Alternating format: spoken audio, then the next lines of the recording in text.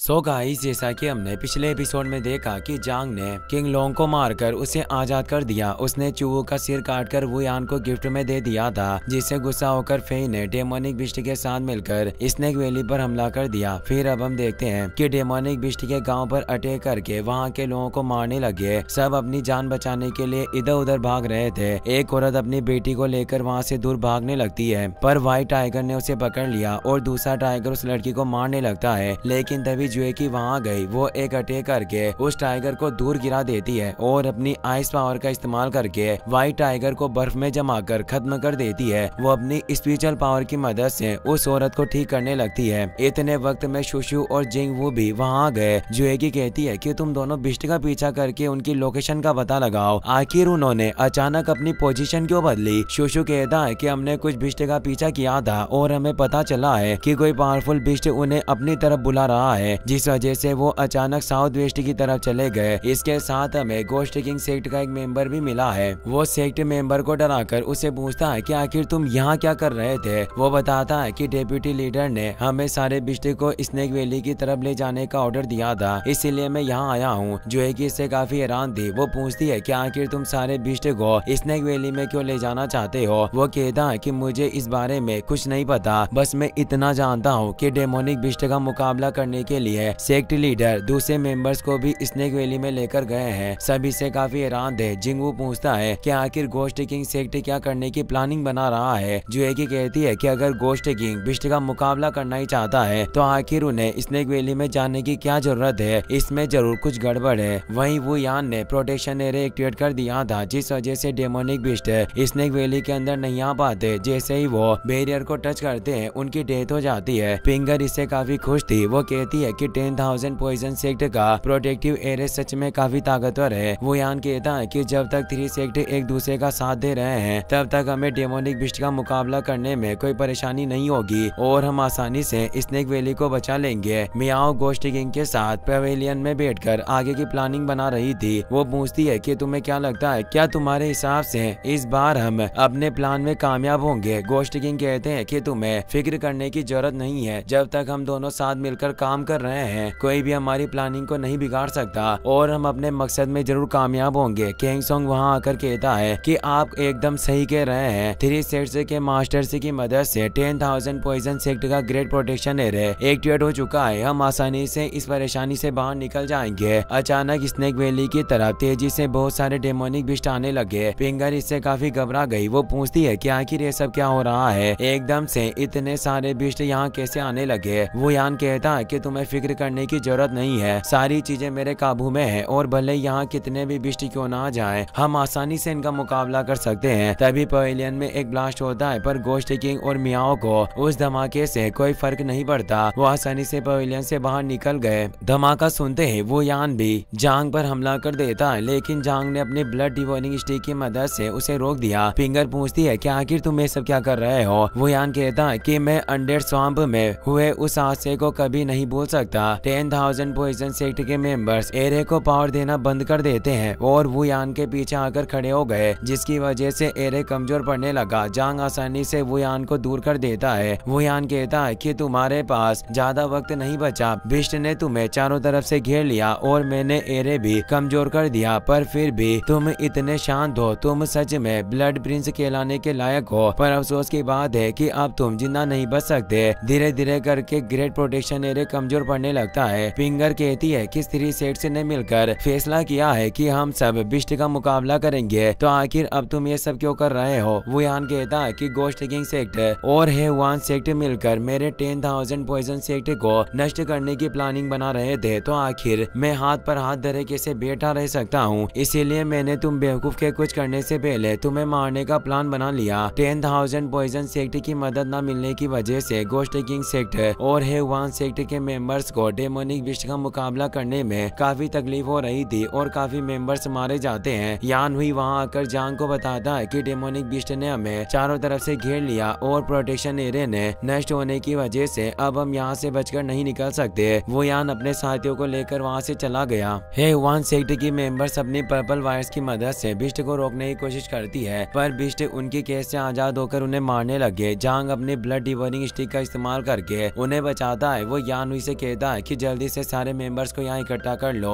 हमें साथ रहकर बिस्ट का मुकाबला करना होगा वरना हम जिंदा नहीं बच सकेंगे। वो सब एक साथ रहकर बिस्ट को रोकने की कोशिश करने लगते हैं। दूसरी तरफ आसमान में एक ट्रिबुलेशन एक्टिवेट होने लगे। जिंगवू कहता है कि अगर मैं गलत नहीं हूँ तो ये एक बहुत ही खतरनाक डेमोनिक बिस्ट का झुंड है और कुछ भी हो जाए पर हमें इन्हें रोकना होगा। शुशु को आसमान में परछाई दिख रही थी। वो कहता है कि ये कोई बिस्ट का झुंड नहीं बल्कि सिर्फ एक बिस्ट है। ये लेजेंडरी डीमन बिस्ट है, एविल ड्रैगन है और ये बहुत ही ज्यादा ताकतवर है। जुएकी कहती है कि मुझे समझ नहीं आ रहा कि आखिर एविल ड्रैगन अचानक यहाँ कैसे आ गया। अब जब बिस्ट बिना किसी वजह के कहीं भी जा रहे हैं तो हमें उनके इस अजीब बर्ताव का पता लगाकर जल्दी से 3 सेट्स को इसके बारे में बताना होगा। एविल ड्रैगन फायर बॉल्स से उन पर हमला करता है। उससे बचने के लिए तीनों अपनी स्वॉर्ड का इस्तेमाल करके एक शील्ड फॉर्मेशन बना लेते हैं पर एविल ड्रैगन का अटैक काफी जबरदस्त होने की वजह से वो दूर हो गए। शुशु कहता है कि मैंने सुना था कि इस एविल ड्रैगन की स्किल एक आयरन से भी ज्यादा हार्ड होती है। अगर ये सच है तो मुझे डर है कि हम चाहकर भी इसे चोट नहीं पहुंचा सकेंगे। तभी एविल ड्रैगन अपनी लाइटनिंग पावर की मदद से चट्टानों को आसमान में उड़ाने लगा। शुशु इससे काफी घबरा गया था। वो कहता है कि ये बिस्ट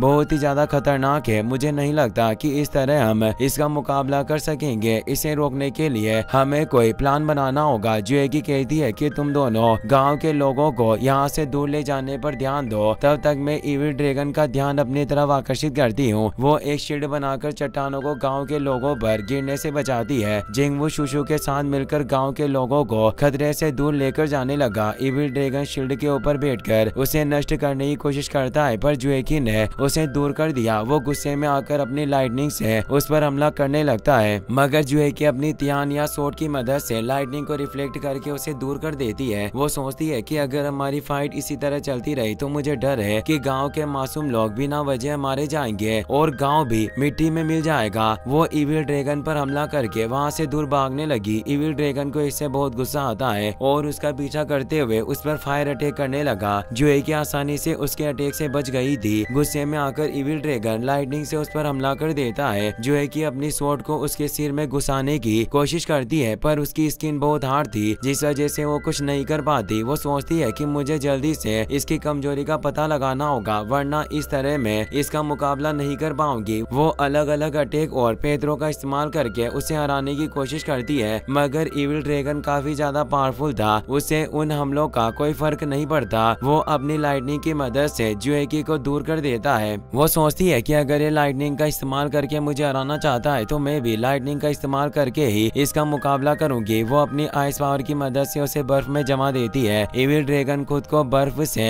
बाहर निकालने की कोशिश करता है। उसे काफी परेशानी हो रही थी पर धीरे धीरे करके बर्फ में दरारें पड़ने लगी और वो बाहर निकल जाता है। जुएकी तेजी से जाकर बहुत सारी स्वॉर्ड सील्स उसकी बॉडी में घुसा देती है जिसकी वजह से वो एक जगह पर लॉक हो गया। जुएकी को लगता है कि अब वो उसे हरा सकती है मगर इविल ड्रैगन अपनी लाइटनिंग पावर की मदद से आजाद हो गया। जुएकी के पास कोई रास्ता नहीं बचा था। वो एक शील्ड की मदद से इविल ड्रैगन की प्लानिंग को रोकती है और अपनी तियान या स्वॉर्ड का इस्तेमाल करके हेमनली लाइटनिंग से उस पर हमला करती है जिसकी वजह से इविल ड्रैगन की हालत खराब हो गई। जांग भी पिंगर के साथ मिलकर डेमोनिक बिस्ट का मुकाबला कर रहा था। वो यान अपने साथियों को लेकर गोस्ट किंग मियाओ के पास चला गया। वो कहता है कि 10,000 पॉइजन सेक्ट की तरफ से मैं तुम दोनों से माफी मांगता हूँ कि मैं तुम्हारी सही तरह से खातिरदारी नहीं कर सका। मियाओ कहती है कि तुम्हारी हिम्मत इतनी ज्यादा बढ़ गई है कि तुमने अपना वादा तोड़ दिया। क्या तुम्हें सच में ऐसा लगता है कि तुम इतनी आसानी से यहाँ से निकलकर भाग जाओगे? वो यान कहता है कि पहले तुमने भी मुझसे वादा किया था कि तुम मेरे साथ मिलकर गोस्ट किंग सेक्ट को खत्म करने में मदद करोगी, पर अब तुम गोस्ट किंग के साथ मिलकर मेरे ही सेक्ट को खत्म करना चाहती हो, इसीलिए अब तुम मुझे गलत नहीं कह सकती। मियाओ गुस्से में आकर उस पर हमला करती है पर वो प्रोटेक्शन एरिया के अंदर था जिस वजह से उस पर कोई फर्क नहीं पड़ता। वो कहता है कि मुझ पर अटैक करने से बेहतर होगा कि तुम डेमोनिक बीस्ट से बचने के बारे में सोचो। वो 10,000 पॉइजन सील को एक्टिवेट करने लगा और कहता है कि तुम दोनों मुझसे कहीं ज्यादा बेहतर और पावरफुल हो, पर अफसोस की बात आज तुम जिंदा नहीं बच सकोगे और तुम्हारे साथ तुम्हारे दोनों सेक्ट भी बर्बाद हो जाएंगे। तभी कैंगसोंग पीछे से आकर उसकी पीठ में खंजर घुसा देता है मगर वो यान के साथियों ने उसे पकड़ लिया। वो कहता है कि मुझे उम्मीद नहीं थी पर तुम सच में गोस्ट किंग सेक्ट के साथ मिल गए। मेरे मास्टर ने तुम्हारे ऊपर भरोसा करके बहुत बड़ी गलती की और उन्हें पता नहीं चला कि हमारे बीच एक गद्दार है। खैर अब जब तुमने फैसला कर ही लिया है तो मैं तुम्हें नहीं मारूंगा। तुम इन बेवकूफी के साथ रुककर बिस्ट के हाथों मारे जाओगे। वो पंच मारकर उसे एरिया से बाहर निकाल देता है। वो गोस्ट किंग से कहता है कि तुम अपनी जिंदगी में कुछ नहीं कर सकते,